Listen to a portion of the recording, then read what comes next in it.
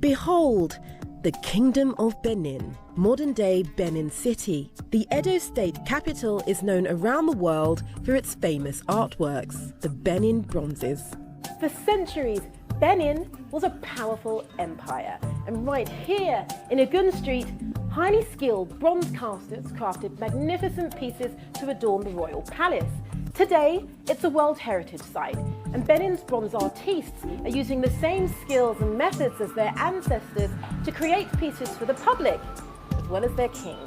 Chief Kingsley Ine is the head of the Royal Bronze Casters Guild, a committee of artists serving the Oba of Benin with a lineage dating back to the 13th century.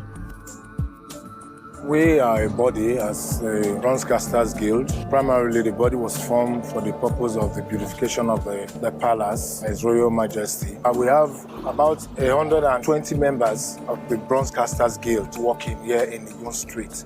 Everybody on this street are related one way or the other. The members of the guild are placed and intact here in this community. It is transferred from father to son. Every Bronze Casters child learns the work. That's how it has been from the beginning. Hand-sculpted clay figures are transformed into bronzes using an ancient wax casting process passed down through the centuries. The skill and labour involved in producing these sculptures attracts international tourists and collectors. We're commercializing because we are trying to sustain ourselves, to make our money, to be able to survive. When that is not possible, then the guild is as good as going into extinction. It is very, very important they come to buy from the source, because if any other person is duplicating, that's not the original. We are equally the custodians of the history of this kingdom by way of various forms of arts. The flags, the normal forms, standing figures, they are all artworks to depict whatever event that has transpired in this kingdom, and the pictures and faces of all our past monarchs. When they come here, they look at our works, and they are privileged to choose from which works like we have on ground. They come, we sell to them, and with the help of the museum, if they are from outside, they issue clearance for them to take the works out of the country. We work hand in hand with the museum.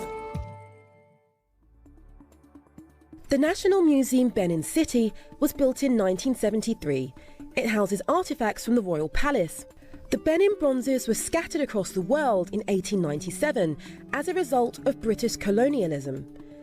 Major museums across Europe have now agreed to loan important artefacts back to Nigeria for a new museum the country plans to open in 2021.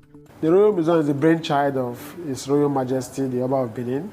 So the idea of rotation of objects, Benin arts works, by the various museums in Europe to bring them to Benin and house them in this Royal Museum in an exhibition on rotational and loan basis. The interest of the monarchy in having a museum for it has really helped in swaying the European curators, who before now were worried about the safety of the objects when they come and all that.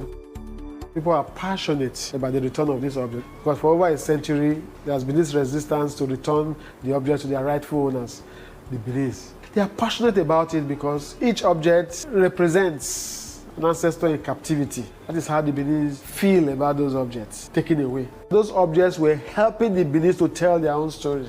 Bronze casters were more or less the chroniclers of the history of Benin. It's old as 400 years or even more, because the objects embody and convey the history of the people. That's what artifacts are for. If the bronze casters now produce contemporary artworks for foreigners to come and take away, it's still part of that story being told.